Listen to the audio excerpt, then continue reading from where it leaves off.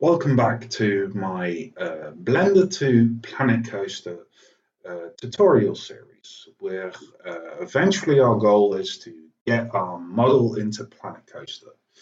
In the last videos, I've been talking a little bit about how that you can manipulate your object or mesh. Now we're actually really going to dive into how to do it. I'm going to eventually show very simply how you can have a standard cube with a bone in it, imported plus texture into Planet Coaster. The last series we were talking about our groups, scene groups, also about the local and global, and about the knife, because I actually forgot that in the last series before that. But yeah, let's jump into it and let's start off with finally getting to Planet Coaster or working towards it. Now, I'm still in edit mode. I'm going to go out of that for now. We still have both the cubes that we had before. I'm going to delete them out of here. So we'll have a nice clean scene. Let me put the cursor away. Actually, I'll line it up. Press Shift S and then cursor to center. Another handy tool that I will very shortly talk about. Let's start first with putting our cube in. As you can see, it jumps to the center cursor. Now let's bring the cube up. If I want to say set my origin, so that's that little tiny dot there, I can change the position where the origin is. I can say, well, do you know what? I want to have it there, or I want to have it here, or I want it under in. There are different ways of doing it. My advice is don't go and play around too much with it. Try it beforehand, see what it does. If it helps you, then it helps you. So yeah, I can set the origin to the 3D cursor, so that's that thing. So Shift, Control, Alt, and then C. I can also do it to the surface, to the volume, the mass, total mass of that, geometry, origin, and such forth. But yeah, so there are literally multiple ways of choosing how that you want to eventually do it. But yeah, let's start off with finally getting around to unwrapping our cube. So let's bring up a new window. I haven't talked about bringing up new windows. Blender has this really nice tool to bring up new windows when necessary. So let's bring this up. You also got the plus buttons on the side. These are also nice to know, where I can manually put the position in or manually scale it up. So I could do 2.0 and it'll scale up that way. I could do it for all three of them. I'm not going to, so I'll just do this back. But you get the point of scaling up in any way that you want. Rotation, the same thing. How many degrees do you want to rotate it to the left, the right, upside down, whatever. And the location, so where my cube is located. And dimensions. I'm not exactly sure what dimensions do, but I think it makes it bigger by the looks of it. Yeah. But we're not going to go and play around with this. We can always do scale. Blender actually also takes in numbers, but I'm not going to go too deep in that. But for now, we can take away our menus on the side. So there we go. We're going to take it all away. Now, to go over to the UVunwrap or the editor, we'll bring up on the side here the menu up, editor type, and you'll see all kinds of things. What we're most likely going to work with, what I want to in later on series shortly talk about is the graph editor and the dope sheet editor.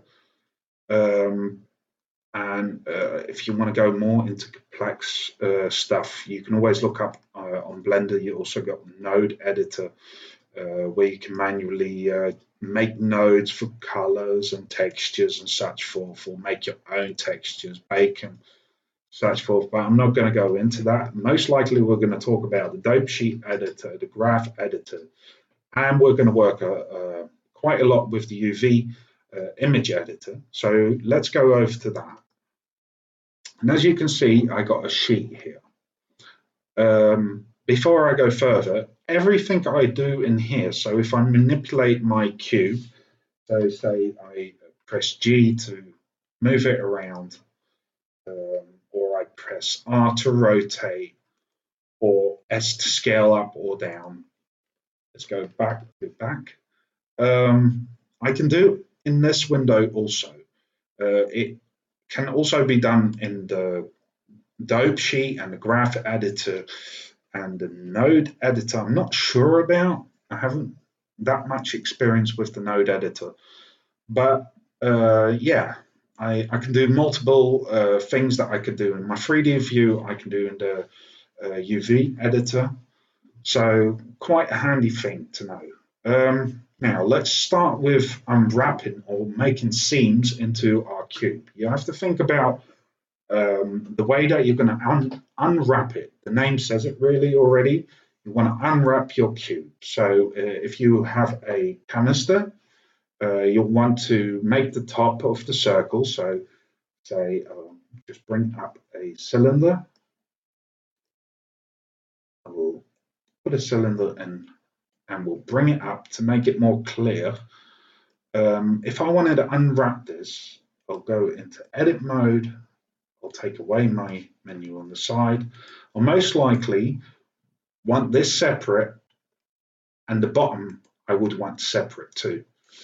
And I would preferably want all the lines around here, all one sheet.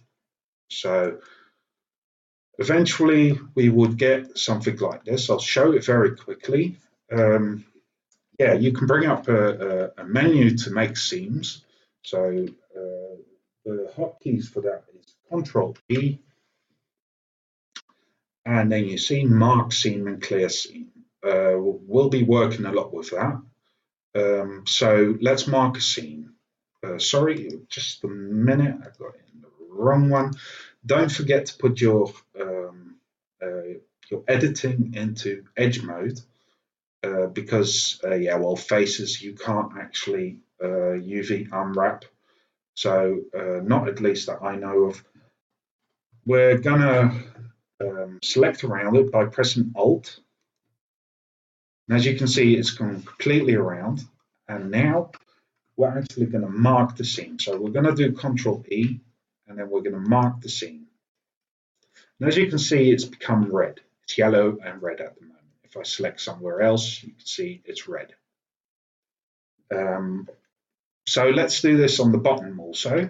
So let's select one part of it, and it doesn't really matter where you click anywhere else. You can do it also with Control, and you'll have a specific part that you select. Well, it's not exactly doing what I wanted. There we go. As you can see, Control does select a certain part, but we want the total ring around it. So we're going to select one part, and then press Alt. And there we go. We'll do the same thing, Control E, and we'll mark the seam. Now, to finish it off, we're going to grab one of these in the center, and we're going to do Control E, mark seam. So we got all our seams marked. We'll also do that for the cube, but to show it very quickly at the moment, this is how you can mark your seams. Now we're going to unwrap it to make sure that we can see it here and eventually export it and color it in any way that we want. So let's press U on the keyboard and do unwrap. Now, as you can see, it doesn't pop up right away. So let's press, I forgot to mention, press A to select all. or L to select what you clicked on. So say like that, and select all. Then press U, and then unwrap. And as you can see, it actually just unwrapped it perfectly. Now, if say we're going to eventually do that with our cube, but for now, say I wanted to move this round. As you can see, I click on here, I select one part, I press L, and I've got everything selected that is within that part. So this is the top or under. I don't exactly know. There is a tool to actually see where you selected. It's on the side here. The same thing is also for the edges. You've got faces also, and islands I'm not sure about, but at least we can now move it or scale it. So let's move it with G, and we can scale it up, we can scale it down, we can also rotate it around. It's really whatever we want.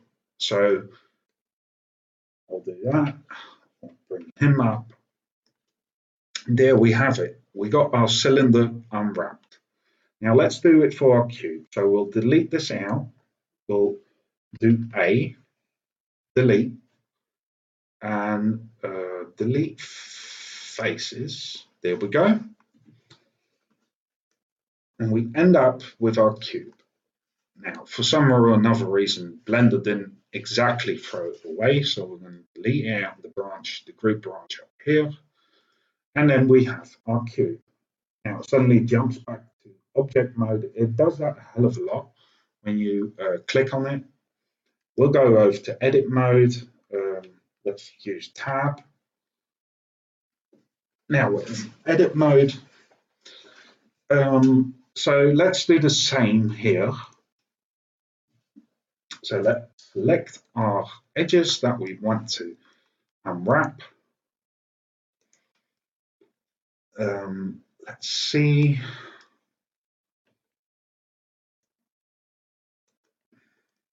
So this will fold out that way. This will fold back. That will fold back. And this will fold out. And this will fold out. So if I do mark scene again, so Control E, mark scene, press A to select it all, then do U to unwrap. And there we go. We got our model or our cube unwrapped and in exactly the way that we wanted. This can be confusing at the beginning, but the more you do it, is the easier it will get. So practice makes perfect.